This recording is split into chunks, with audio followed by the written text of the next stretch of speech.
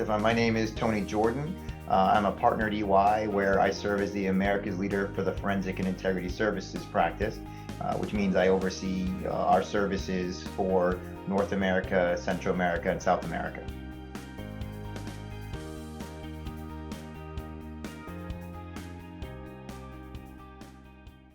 So there've been a number of changes. I think the one that really, hits up front and that I've seen routinely is just, how have companies pivoted to make sure that they're getting the information that they need to do their compliance testing effectively in the current environment. And what that's meant is, people having to do that work remotely, whereas in the past, for a US based company that has global operations, for example, there might have been a tendency to have a team out of the US traveling around the globe doing certain kinds of compliance testing and monitoring and so on. And if you look at today's environment where people really aren't able to travel due to the pandemic and so on, there's a need to figure out a new way to do that. And so how do you make sure that you're getting the information to get the full picture of compliance, and so that things can be effective along the way? Yeah, I think there are a couple key things. One, there's more of a focus on the data capabilities.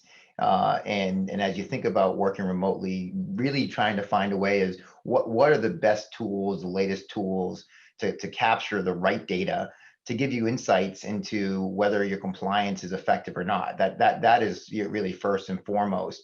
The other thing really is, okay, if I can't have people traveling all over the place and certain things that I may need from a local perspective, how do I continue to do that? Do I need to look to a third party that has people on the ground, so that I'm able to get the information that I need, should this, God forbid, occur again, something like this in the future. So really, to me, it is, one, thinking about data and your data capabilities, and then two, thinking about whether this is something that you really can do internally, or you need to think about getting some third party support or staffing up your organization in a different way, because some of it may be, instead of jumping to a third party, because I don't want people to think that I'm, selfishly trying to promote our business.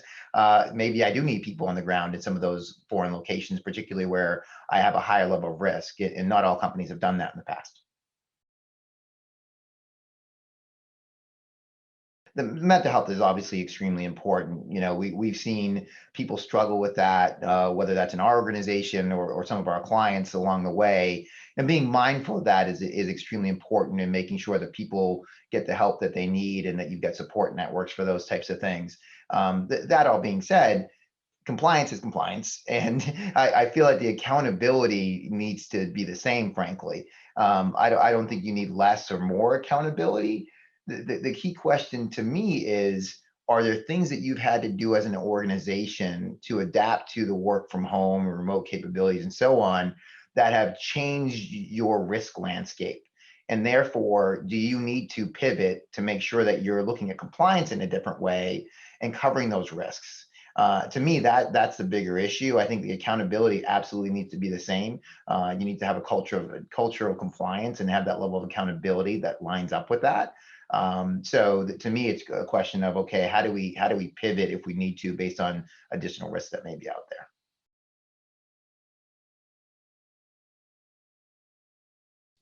Yeah, that's a really interesting one, and I guess fortunately for me, unfortunately, I've been doing this for a long time, and you can see it from the gray in my beard here. But as you look at the what's happened over the last several years, I remember early on in my career, we would be on the ground for every investigation, sitting on site with large teams.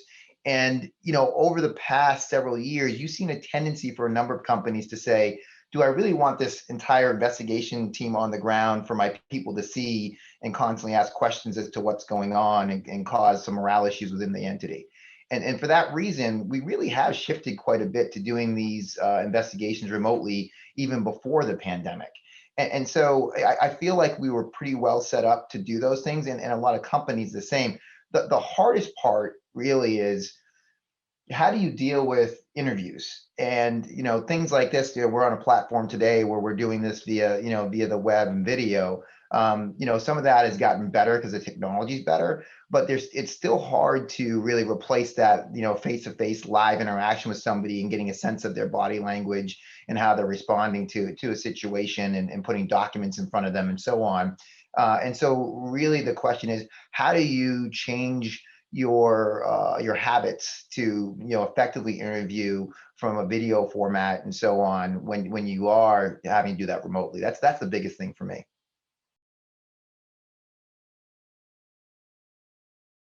For us, again, for our organization, and this is something that perhaps, and I talked about to your point earlier a little bit.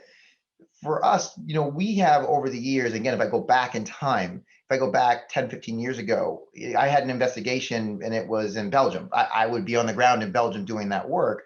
So I think us and a lot of the other providers has shifted to use our global networks more so, and utilizing them. So, my teams aren't going to Belgium so often. We would get a team in Belgium to help with that. And it really is helpful because you've got somebody on the ground who understands the business customs and other things that are really helpful to have your arms around. And companies need to think about it the same way. If they have a high risk location, should they have people on the ground there that can help them effectively do investigations, compliance, and so on, as I said earlier.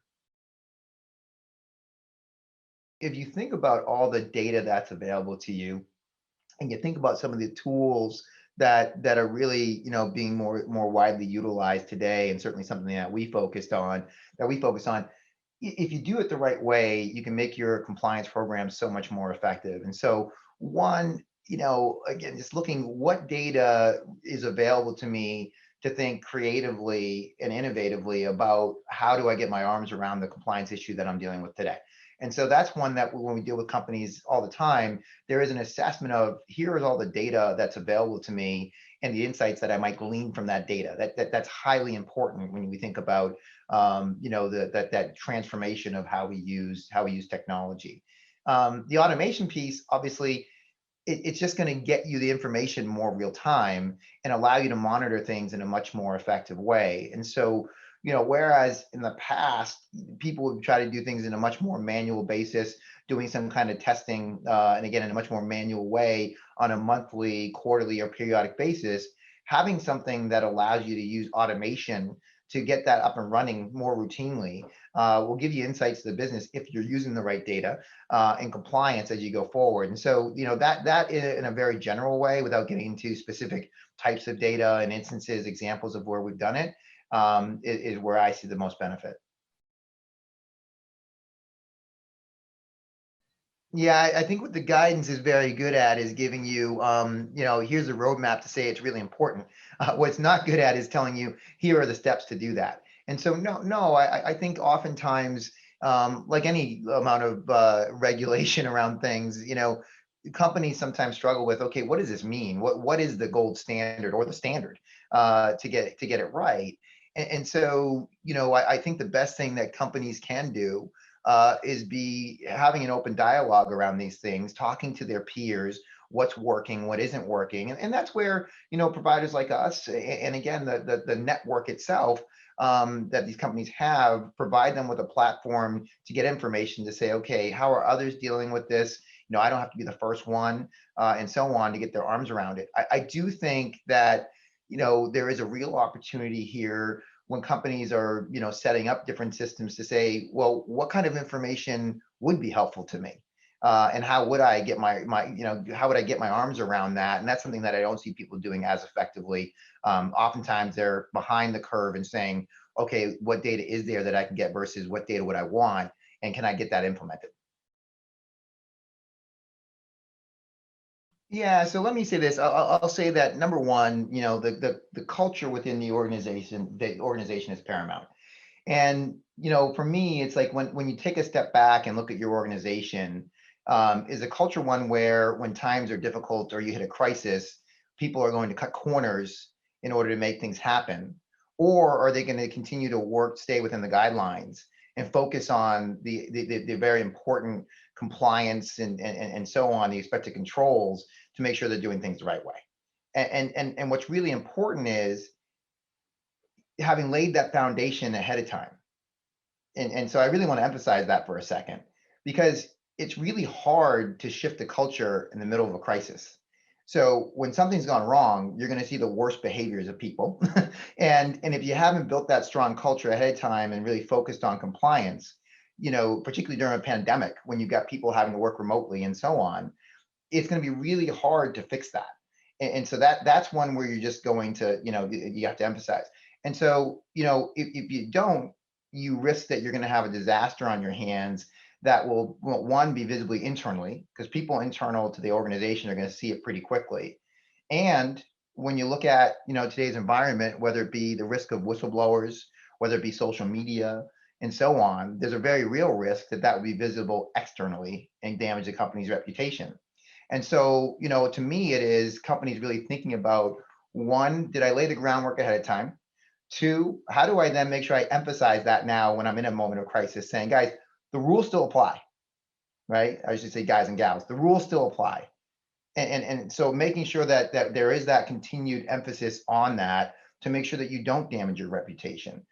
Because obviously that's your reputation, that's your brand. And the last thing you need is people, looking to leave the company because they're concerned over morale, investors walking away because they're concerned about what kind of reputation they're seeing from some damaging act happen and so on.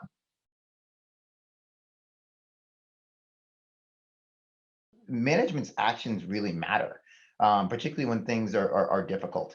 And if management's actions, vary widely from the stated culture or intentions, when you think about where we're focused there, there's a perception of a need to make things happen regardless of the rules in place. And the past surveys that we've done, to your point, tell us that oftentimes the junior employees, the ones who are doing the day-to-day activities and responsible for actually effectuating the controls at the end of the day, they oftentimes feel that upper management, who they report to and they're supposed to be holding them accountable, are willing to play outside of the guidelines and outside of the rules. And if you're a board member or some other fiduciary, think about that for a moment and say, if I've got the lower level people who feel like they're being held accountable, not for doing that, but for actually doing something different that goes against my culture, what does that mean? So, it's really important that, there's some assessment of the actions of senior management and that accountability if it's driving things the way that you've intended. It's extremely important.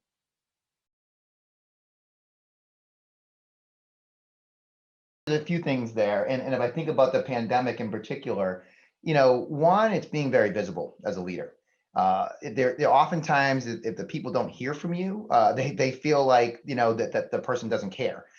Really important. And I've heard that time and time again in the various conversations that I've had.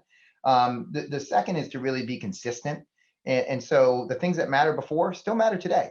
And so when you think about again, emphasizing the culture, emphasizing the need to be compliant and so on, important that you continue to focus on those things to remind people that that's the case. Another thing is just to be steady. You need a steady hand at the helm during a crisis in particular.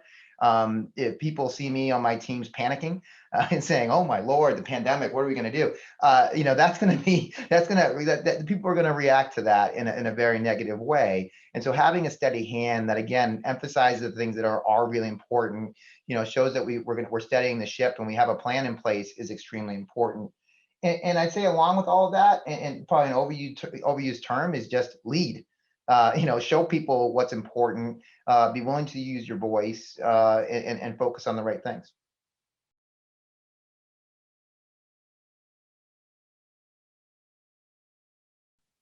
I'd say just to sum it up, I think that while the pandemic is unique, it is indicative of a number of things that we see happen in various crises.